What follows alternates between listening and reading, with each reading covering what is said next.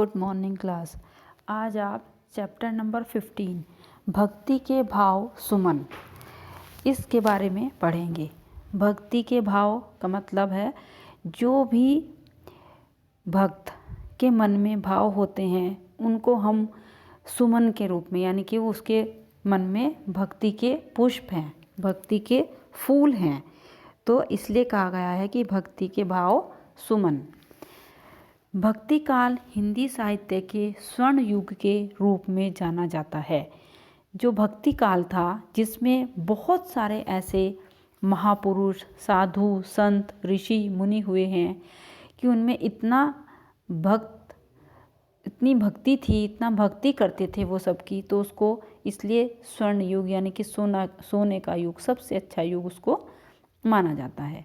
सगुण भक्ति शाखा के तुलसी, सूर, मीरा, रसखान आदि, यही नहीं कि सिर्फ यही हैं, तुलसी जी हैं, सूरदास जी हैं, मीराबाई है, रसखान है, आदि कवियों ने अपने भाव सुमन अपने आराध्य के चरणों में, यानी कि जो उनके इष्ट थे, जिनको वो मानते थे, जो उनके इष्ट थे, उनके चरणों में समर्पित किए, यानी कि अपनी बातों से, अपना लिख करके, अपनी भक्ति से अपने भाव सुमन जो है उन्होंने उनके चरणों में समर्पित किए। तो निर्गुण भक्ति शाखा के जो कबीर हैं, रैदास है, रहीम हैं, उन्होंने अपने निराकार प्रभु को, निराकार मतलब जिसको उन्होंने देखा नहीं है, बिना आकार वाला प्रभु को सर्वव्यापी मानकर, यानी कि वो सब जगह है ऐसा मानकर उनकी आराधना की। यह रैदास, मीराबाई और रसखान के भक्ति के पद संकलित किए गए हैं, परंतु हम इसमें से आपके कोर्स में सिर्फ रैदास और मीराबाई के ही आपको पढ़ने हैं। कुछ ऐसे महान व्यक्ति होते हैं जो बड़े सहज भाव से दूसरों को अपनी ओर आकर्षित कर लेते हैं। ये कहा है भगवती चरण वर्मा जी ने। तो रैदास जी की कुछ पंक्तियां हैं। अब कैसे छूटे राम नाम रट लागी। रैदास जी कहते हैं कि जो अब मुझको ये राम नाम की रट लग गई है वो मुझसे अब कैसे छूटेगी, बिल्कुल भी नहीं छूटेगी, चाहे कुछ भी हो जाए। मतलब मुझे इतनी ज़्यादा राम नाम की रट लग गई है कि मुझे सारा दिन राम का ही नाम सुनाई पड़ता है, दिखाई पड़ता है, मैं उसी में डूबा रहता हूँ, तो ये मुझसे अब नहीं छूट सकती। वो कहते हैं कि प्रभु जी तुम चंदन हम पानी, जाकी अंग अंग बास समानी। हे प्रभु जी, हे ईश्वर, हे आराध्य, हे मेरे इष्ट, तुम चंदन हो और हम तो उसमें मिलने वाले पानी हैं, पानी के समान है। जिस प्रकार चंदन में पानी मिल जाता है, परंतु खुशबू किसकी आती है? चंदन की। सब पानी का, जो उसमें पानी मिला हुआ है उसका महत्व कोई भी नहीं जानता, सब चंदन की ही खुशबू की तारीफ़ करते हैं, उसी को जानते हैं, उसी के बारे में कहते हैं कि इतना खुशबूदार है, ऐसा ठंडा होता है, इससे शीतलता मिलती है, सब चंदन की ही महत्ता को समझते हैं। जाकी अंग अंग बास समानी, जिसकी बास मतलब खुशबू, सुगंध मेरे अंग अंग में समा गई है। फिर वो कहते हैं प्रभु जी तुम घन वन हम मोरा। हे प्रभु, हे ईश्वर, हे मेरे इष्ट, हे मेरे आराध्य, तुम घन वन हो, यानी कि घना बादलों की तरह एकदम घना वन हो और मैं मोर हूँ। जैसे चितवत चंद चकोर, जिस प्रकार की चंद्रमा को चकोर नामक पक्षी सारा दिन देखता रहता है, सारी रात देखता रहता है, उसी प्रकार एक टकटकी लगाए मैं भी आपको देखता रहता हूँ। इसी प्रकार जिस प्रकार चंद्रमा को चकोर नामक पक्षी एक टकटकी लगाए, चितवत मतलब एक टक लगातार नज़र से देखता रहता है। फिर रैदास जी कहते हैं प्रभु जी तुम दीपक हम बाती, जाकी ज्योति बराई दिन राती। हे प्रभु जी तुम दीपक हो और मैं तो उसमें बाती के समान हूँ, यानी कि जैसे हम दीपक में बत्ती लगा देते हैं तो तुम दीपक हो, जब तक दीपक नहीं होगा तो बाती कहाँ लगाएंगे, तो इसलिए तुम दीपक हो, हम बाती हैं, दीपक तो कभी नहीं जलता है और बाती जल जल के राख हो जाती है। तो इसलिए तुम तो दीपक हो जो कभी खत्म नहीं हो सकता, नष्ट नहीं हो सकता। जाकी ज्योति, जिसकी ज्योति बरई यानी कि जलती रहती है दिन और रात, दिन रात जिसकी ज्योति जगती रहे, जलती रहे और जलती रहती है। फिर राधास जी कहते हैं कि प्रभु जी तुम मोती हम धागा, जैसे सोनहि मिलत सुहागा। हे प्रभु जी, हे ईश्वर, हे आराध्य, हे मेरे इष्ट देवता, तुम मोती हो और उसमें पिरोए जाने वाला हम तो धागा हैं। धागे का कोई मोल नहीं होता है। धागे में जितना कीमती मोती पिरोया जाता है उसकी कीमत उतनी ही बढ़ जाती है। तो इसलिए रैदास जी ने प्रभु को मोती बताया है और अपने आप को धागा, कि हे प्रभु आप मोती हो और मैं उसमें पिरोए जाने वाला धागा हूँ। जिस प्रकार सोनहि मिलत सुहागा, जिस प्रकार सोने में सुहागा मिला दिया जाता है तो सुहागे की भी कीमत बढ़ जाती है। तो परंतु वैसे सुहागे की इतना कोई कीमत नहीं होती है, परंतु जब वह सोने में मिल जाता है तो उसकी कीमत भी सोने के समान ही हो जाती है। तो उसी प्रकार आप मोती हैं और मैं धागा। प्रभु जी तुम स्वामी हम दासा, ऐसी भक्ति करे रैदासा। हे प्रभु जी, हे ईष्ट, हे मेरे आराध्य देव, मैं दास हूँ और आप जो है स्वामी हैं। रैदास जी कहते हैं कि हे प्रभु मैं तो आपका दास हूँ और आप मेरे स्वामी हैं। ऐसी भक्ति करने की मुझे सदैव आप अपनी कृपा मेरे ऊपर बरसाए रखना, मेरी ऐसी भक्ति करने की इच्छा है।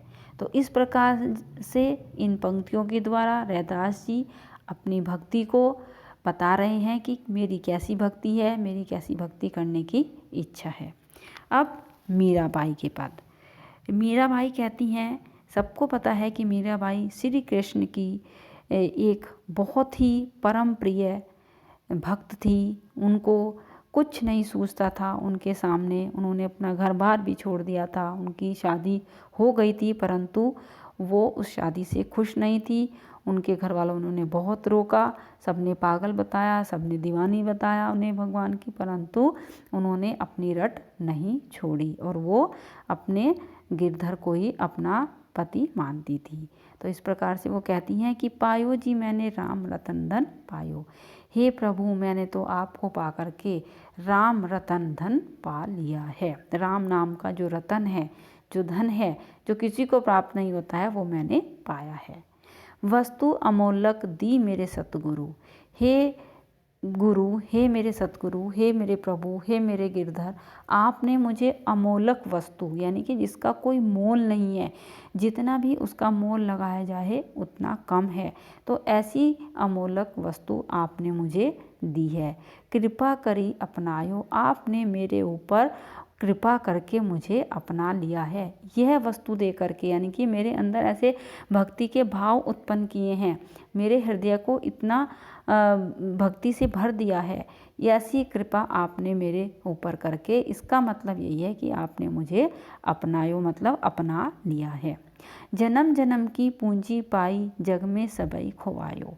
मैंने अपने, चाहे मेरा जग में सब कुछ खो गया है, मैंने खोया है, जब मैं उसको कुछ नहीं मानती हूँ जो मेरा खोया है, उसके आगे जो मैंने आपसे, आपको पा करके, आपके नाम की रट लगा करके, आपका रतन धन पा करके, मैंने तो समझो अपनी कई जन्मों की, मतलब मैं बता ही नहीं सकती हूँ कि मैंने कितने जन्म जन्म की पूंजी ये पाली है। ये ही मेरे लिए सबसे बड़ी पूंजी है, धन है, संपत्ति है, ऐश्वर्य है, सब कुछ मेरा यही है।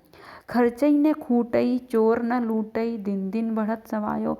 और ये ऐसी संपत्ति है, ऐसी पूंजी है जो कि खर्च करने से कम नहीं होती और चोर के द्वारा भी इसको लूटा नहीं जा सकता। कैसे लूटेगा? कोई किसी की भक्ति को थोड़े उसके मन में से खींच के ले जाएगा, लूट लेगा। तो न ये चोर के द्वारा लूटी जा सकती है, न ये खर्च करने से कम होती है। दिन दिन बढ़त सवायो, इसको तो मैं जितनी चाहूँ, जितनी भक्ति करूँगी उतनी ही ये दिन रात बढ़ती जाती है और सवाई होती जाती है। सत की नाव खेवटिया सतगुरु, भवसागर तर जायो। हे प्रभु, हे ईश्वर, हे मेरे गिरधर नागर, आप मेरे सत की यानी कि सत्य की नाव को हमेशा वो करते रहना, आगे बढ़ाते रहना, और उसके खेवटिया हे सतगुरु आप ही बनना, और इसी से मैं भवसागर तर आयो, भवसागर पार कर जाऊंगी। मीरा के प्रभु गिरधर नागर, हरख हरख जस गायो। मीरा के तो सिर्फ प्रभु गिरधर नागर थे, वो उन्हीं को सब कुछ अपना मानती थी, उन्हीं की भक्ति में दिन भर दिन रात लगी रहती थी, लीन रहती थी, उन्हें कोई होश नहीं रहती थी। और हरख हरख जस गायो, उनका जस यानी कि उनकी भक्ति, उनका ऐश्वर्य, उनका नाम, उनकी महिमा उन्होंने हरख हरख मतलब हर्ष होकर के, हंस हंस के यानी कि प्रसन्न होकर के गाई है।